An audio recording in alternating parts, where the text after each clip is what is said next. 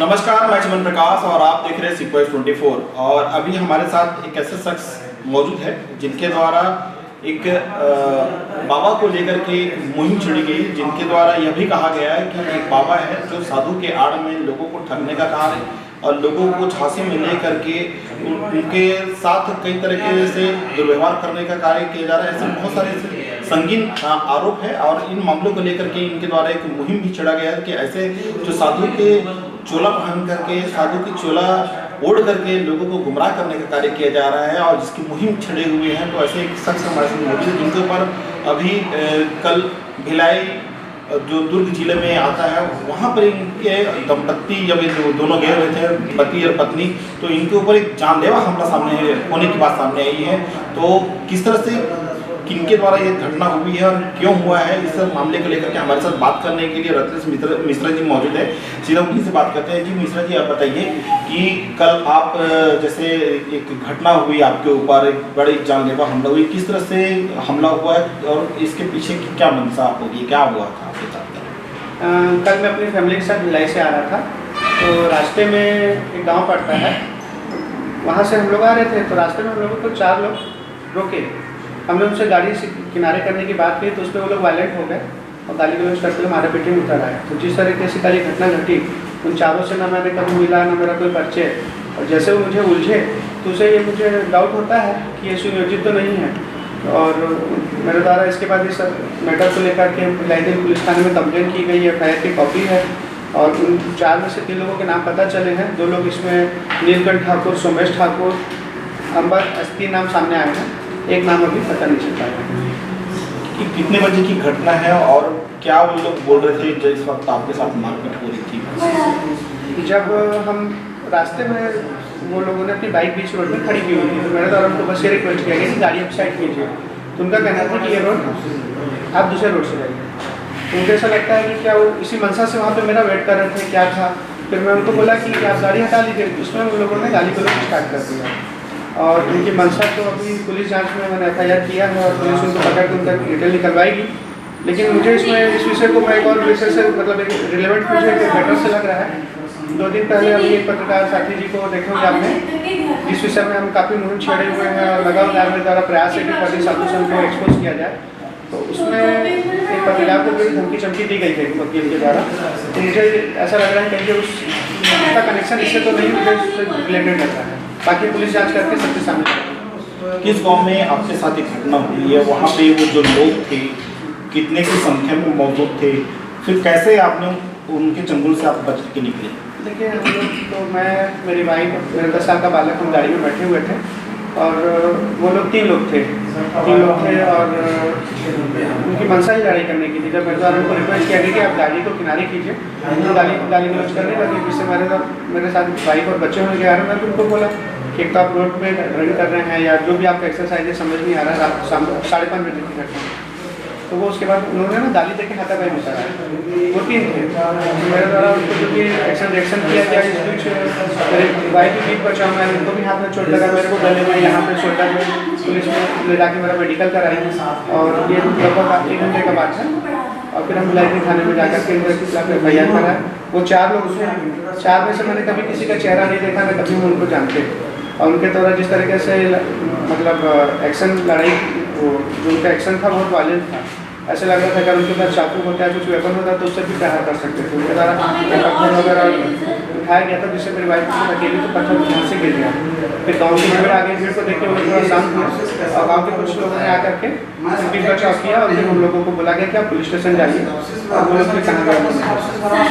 अभी जैसे आप कुछ देर पहले बता रहे थे कि किसी एक बाबा का जिक्र कर रहे थे कि बाबा के खिलाफ मुहिम छेड़ेगा, हम तुमको छोड़ेंगे नहीं, इस तरह से कुछ बातें कह रहे थे जैसे आप थोड़ी देर पहले बता रहे थे। क्या इसका कुछ वाक़या हुआ?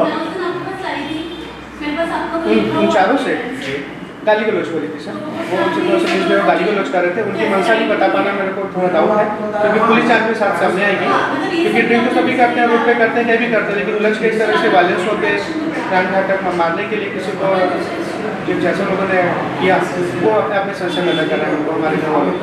और हम लोग को इस विषय को थोड़ा सा, क्योंकि हमारे तो कोई ऐसा है नहीं लड़ाई झगड़े वाला, हम तो ऐसा लग रहा है कि उसी से रिलेटेड है। इनके साथ रिलेटेड होने की बात है। ये जो प्रकरण अभी जो रिसेंटली प्रेस कॉन्फ्रेंस हुआ, एक फर्जी संत का जो मैटर मेरे द्वारा उठाया गया है, क्या पिछले 1 साल से एक फर्जी संत है जो छत्तीसगढ़ में संत का वेशभूषा धारण करके लोगों को ठग रहा है, जिसकी शिकायत हमने संत समुदाय में होने के कारण पहले रायपुर के संतों ने उस विषय को जब देखा कि ये कुछ है इसमें, और मेरे द्वारा जितने भी शिकायत करता है सभी से जाकर उनको 1-to-1 मिला है, तो सभी संत उसके खिलाफ एकजुट हुए। इन्होंने एसपी को, पुलिस कमिश्नर को, सब एसपी साहब ने, लालू सिंह जी, कलेक्टर को, इवन सीएम साहब को भी इसकी शिकायत की गई थी, जिसमें जांच का आश्वासन दिया गया। अभी कमिश्नरी चेंज होने से जांच थोड़ा प्रभावित हुई है, बाकी देखते हैं इसमें क्या है। ये जो घटनाक्रम को लेकर के ऐसा लगता है कि कहीं आपको एक ट्रेलर दिया गया होगा फर्स्ट फेज में कि आप इस हमारे रास्ते से हट जाओ, लेकिन तुम्हारे ऊपर ये जो हमला भी हुआ है कि ये एक बड़ा एक और हमला हो सकता है, इसलिए अभी सिर्फ लात घुसे और ये इस तक पे नोचने का कार्य आपके ऊपर हुई है। क्या ऐसा तो नहीं कि सिर्फ एक ट्रेलर से एक दिखाने के लिए किया गया होगा? ऐसा क्या है, ये विषय धर्म से जुड़ा हुआ है, तो हमको कभी नहीं लगता था कि इसमें इस तरीके की स्थिति निर्मित होगी, लेकिन 4 दिन पहले जैसे एक पत्रकार साथी उनके ऊपर जिस तरीके से उस ट्रस्ट के सचिव ने आरोप लगाया और दी है, तो उससे हम लोगों को थोड़ा सा डाउट हो रहा है कि क्या ये मैटर क्लोज करने के लिए वो लोग किसी भी लेवल तक जा सकते हैं, क्योंकि जैसे भी आपने आज कल का न्यूज़पेपर पढ़े होंगे तो रायपुर के संतों का अपमान हो रहा है, राजीव में उनको प्लेस नहीं मिला। और दूसरी तरफ जिस फर्जी साधु के खिलाफ मुहिम चलाई गई है, जिसका collector, SP, even Mathura Vrindavan जाकर के संतों ने कंप्लेंट किया है, उसको गवर्नर महोदय के बाजू की सीट दी गई थी। तो विषय यही है कि ऐसे क्या है कि उसको बढ़ाने के लिए, उसको संरक्षण देने के लिए, उसको उसके खिलाफ कोई काबू ना हो, उसको रोकने के लिए ये लोग किसी भी लेवल से जा सकते हैं।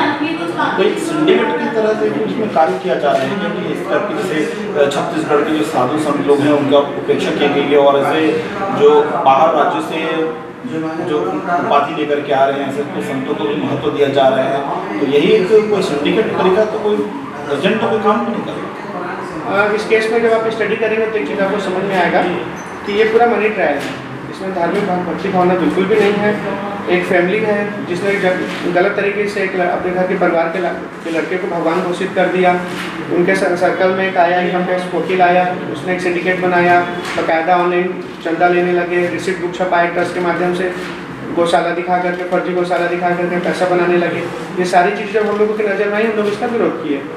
हमारे विरोध को वो लोग इस रूप में लिखते हैं कि हम उनके दुश्मन है, लेकिन वास्तविकता ही है कि वो गलत एक्सरसाइज करते हुए पैसा कमाना और लोगों को ठगना उनकी ये मंशा है। इससे संत समाज का भी नाम खराब हो रहा है और लोगों के धर्म के प्रति आस्था भी खत्म हो रही है। आगे आप क्या करना चाहेंगे, क्योंकि आपके ऊपर जो हमला हुई है इसको लेकर के आप किस तरह से कार्रवाई की मांग करते हैं? देखिए, भिलाई थाने में जैसे कंप्लेंट किया गया, पुलिस काफ़ी एक्टिव थी, उन्होंने तत्काल वहाँ के 3-4 लोगों ने गाँव में पूछ करके नाम पता किया। अभी जब तक उसकी पकड़ नहीं हो जाती समझ में नहीं आएगा आगे उनके पीछे क्या है, कौन है, और वो फर्स्ट राउंड उनका इंक्वायरी हो जाए, उसके बाद हम आगे देखते हैं इसमें क्या किया जा सकता है। वैसे ये मैटर मुझे इसी विषय से जुड़ा हुआ है। रायपुर में भी आप शिकायत करने की बात कह रहे हैं, तो यहाँ भी कोई अधिकारी जो पुलिस अधिकारी की शिकायत की? ये एक मेरा लेटर है, अप्रैल महीने में मैंने एक शिकायत रानीबस्ती थाने में की थी। अप्रैल महीने में रानीबस्ती थाने में शिकायत किया था मैं, जिसमें बोला गया था कि अगर इस परिवार के द्वारा कभी भी हमको कुछ फंसाने का या नुकसान पहुँचाने की घटना की जा सकती है, ये जो घटना घटी है FIR की कॉपी है, मैं इसको उससे जोड़ करके थाने में नॉलेज में लाना चाहूँगा। तो ये थे हमारे साथ रत्नेश मिश्रा जी। तो अभी हमारे साथ एक पत्रकार साथी जो बैबाग समाज से हैं, यज्ञ सिंह ठाकुर, संपादक भी हैं, हम उनसे चर्चा करते हैं। अभी आपके ऊपर भी एक धमकी चमकी लगाने की बात सामने आई थी, एक वकील के द्वारा एक धमकी दी गई थी, वाकई क्या हुआ था, क्यों आपको धमकी मिली थी, क्या आप कर रहे थे तब आपको धमकी मिली? जी, मैं एक विभाग सभा चलाता हूँ और जीप भाग में छत्तीसगढ़ भाग में वहाँ मुझे मीटिंग करता हूँ, और एक खबर के सिलसिले में मैं बुधवार को जा रहा था करीब 11 बजे। तो 11 बजे उनका फ़ोन आया, पहले तो बोला कि नाम मेरा पूछा, बताया, उसके बाद बोले कि आप रिपोर्टिंग करने आए थे और खबर क्यों नहीं चलाए, ऐसा करके बोले। मैं बताया सारी चीज़ कोई ऐसी स्थिति इसलिए क्योंकि इसमें बहुत सारे अभी एविडेंस लाना है, इस वजह से खबर रुकी है। उसके बाद मुझे गाली गलौज करने लगे, चमकाने लगे। उसके बाद आधा घंटे बाद फिर आया उसका फ़ोन कि आपका नाम क्या है, कौन हो, कहाँ रहते हो, आप मेरे को जानते नहीं हो, मैं ट्रस्ट का सचिव हूँ, प्रभान ठाकुर बताया। और आप इस तरह के खबर को मत चलाना, अन्यथा बहुत बुरा होगा इसका परिणाम। मैं तुमको कोर्ट में घसीट दूँगा, जेल में भेज दूँगा, ऐसा करके वो मेरे को धमकाने लगा। जबकि मैं इस तरह की खबर को कई बार प्रकाशित कर चुका हूँ। जैतू 100 मठ है, ये ट्रस्ट है, बहुत बड़ी ट्रस्ट है, वहाँ कई एकड़ तो कुछ नहीं है, 50 एकड़ 100 एकड़ जमीन का फर्जीवाड़ा हुआ, उसका खुलासा किए। वहाँ तो इस तरह के कभी हमको धमकी नहीं मिला है। जो तथ्य है, जो एविडेंस है, उसी के माध्यम से खबर बनती है, आपके कहने से थोड़ी बनेगी। तो इस तरह के मेरे को ये धमकी दिया है। इसको लेकर के आपने क्या शिकायत की है और क्या पुलिस द्वारा किया जा रहा है, शिकायत की है आपने? मैं खबर छत्तीसगढ़ बाद में ये प्रकाशित भी किया हूँ और इसका वहाँ पर CSP पुरानी बस्ती थाने में CSP साहब से उनसे मैं लिखित में शिकायत की हूँ। और आगे मैं इस खबर को पूरी तरह से स्टडी करूँगा और जो भी तथ्य सामने आएगा उसमें मैं बात करूँगा और उसको कटघरे में खड़ा कर दूँगा। और वहाँ पर जिस तरह से हमारे पास एविडेंस है, शिकायत की कापी है, उसमें पूरे तथ्य सामने आ रहे हैं। वहाँ पर लगभग कुछ नहीं 50-60 लाख रुपये ये लोग वसूल किए हैं ट्रस्ट के नाम से। और उसमें कागज में तो कोई वहाँ पर पुलिस की जांच रिपोर्ट है, उसमें साफ कहा जा रहा है कि वहाँ पर कोई ट्रस्ट नहीं है, कोई सर्वसहा गुरु बाड़ी संस्था ऐसा उसमें है ही नहीं। हम खुद वहाँ गए हैं, वहाँ जांच किए, वहाँ का पार्षद से बात किए, पार्षद ने खुद वहाँ लिखित में बताया कि यहाँ नाम से कोई ट्रस्ट नहीं है। तो उसमें क्या खबर नहीं बनाएंगे क्या? अच्छा, तो एक तरह से खबर को रोकने के लिए और एक तरह से जो चीज़ें आपके द्वारा पड़ताल की जाती है उसको बाध्य करने के लिए कहीं एक प्लानिंग के तहत आपको दबाने के लिए प्रयास? बिल्कुल एक प्लानिंग की तरह है ये। मेरे को साफ उन्होंने कहा है कि इस तरह के ट्रस्ट से संबंधित और गुरु कोई उनका गुरु महाराज है विकास अमन कोई ठाकुर करके है, उनके द्वारा इस तरह के मतलब बात सामने आई है। उसके ऊपर ये सारी जो एलिगेशन है उसके ऊपर लग रहा है। तो इस तरह की कोई खबर अगर प्रकाशित करोगे तो इसका अंजाम बहुत बुरा होगा। साफ उन्होंने कहा है। इसको मैं लिखित में CSP साहब से शिकायत भी किया हूँ। CSP साहब ने क्या कहा आपको? उन्होंने कहा कि बिल्कुल इसमें आप जाँच करवा के इसमें जो विधि द्वारा निर्धारित जो मापदंड उसके अनुसार कार्रवाई करने को बोला है। मैं इसकी शिकायत हमारा जो प्रेस क्लब के नया अध्यक्ष है मोहन तिवारी जी से उनसे भी किया हूँ। हमारे जो वरिष्ठ रिपोर्टर संपादक है उनसे भी मैं इस मामले को लेकर चर्चा की। उन्होंने कहा है कि ये बिल्कुल गलत है, इस पर हम सारी जो मीडिया जगत है वो लामबंद होकर बिल्कुल इसमें आवाज़ उठाएंगे तो उन्होंने कहा है।